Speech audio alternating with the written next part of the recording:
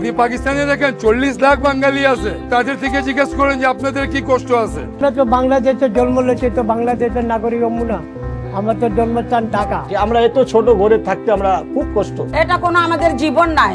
একটা রুমে খাওয়া, একটা রুমে হাগা, একটা রুমে ঘুমানো, একটা রুমে পড়ালেখা। মোহাম্মদপুর জেনেভা ক্যাম্প মূলত মাদকার অপরাধ সাম্রাজ্য হিসেবেই চিহ্নিত হয়ে আসছে যুগ যুগ ধরে। তারা যত খারাপ লোক সব পালাই চলে যায়, ভালো লোক যারা কোনো মুদি দোকান, কোনো চা দোকানে কোনো কিছু আনতে গেলে একে ধরে নিয়ে এদেরকে মামলা দিয়ে দেয়। কিছু কিছু বাচ্চারা আছে শিক্ষা পায়া, কেউ জাজ আছে, কেউ উকিল আছে, কেউ মাস্টারি পড়ছে, এখানে আছে সবই, ডাক্তারও আছে, কিন্তু সবাই ওরা বাইরে থাকে। কিন্তু এখন মাদক ব্যবসায়ীরা যা নির্যাতন করতেছে, মানে ভালো মানুষ থাকতে পারতেছে না। যার জায়গা জমিন আছে, টাকা ওইটা জায়গা জমি নিয়ে ওই যে এনে আয়া মাদক বিক্রি করে আবার ভেঙে যায়। আমার নাতি আছে, দুইটা জওয়ান কোলা আছে, জওয়ান বাইরে থাকে, এই পুলিশ ধরে নিয়ে যায়। যে ভালো ধরা করে আর যেটা খারাপ থাকে ওটা তো ভেঙে যায়।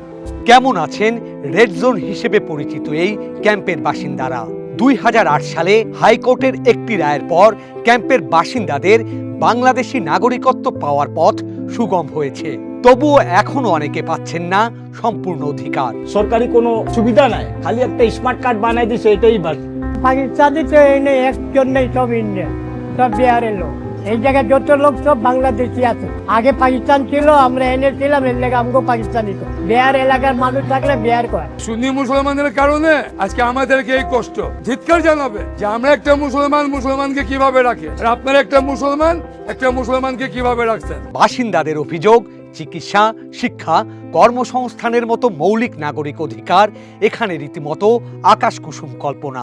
আমাদের আর কি ভবিষ্যৎ? এই আমাদের এই জায়গায় থাকা, এই জায়গায় খাওয়া, ছোট ছোট রুম, একটা রুমের মধ্যে 4-5 জন থাকা। তো আমাদের সরকার যদি আমাদেরকে 5 কাঠা জমিন দিয়ে 20 লাখ টাকা দিয়ে আমাদেরকে দিয়ে দেয়, আমরা খামারও করব, ওখানে নিজের বাড়িও করব, আরামে থাকবো, এই যাবজ্জীবন থেকে আমরা বাঁচবো।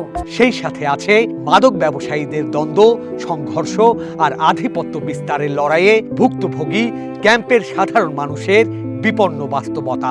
এই ইনফরমাররা ওদেরকে আগে লোকেশন দিয়ে দেয় যে আপনারা চলে যান, এখানে অভিযান হবে। কিভাবে জানে তারা? গাড়িতে নামিয়ে দিয়ে একদম ধমাধম তারে পেটে পিটেছে। কারণ আমি তো পড়ে গেছি, বুড়ো মানুষ, মানে যখন আমি পড়ে গেছি তখন আমি উপরে উঠছি, উঠার পরে আমাকে বুড়া মানুষকে মেরেছে।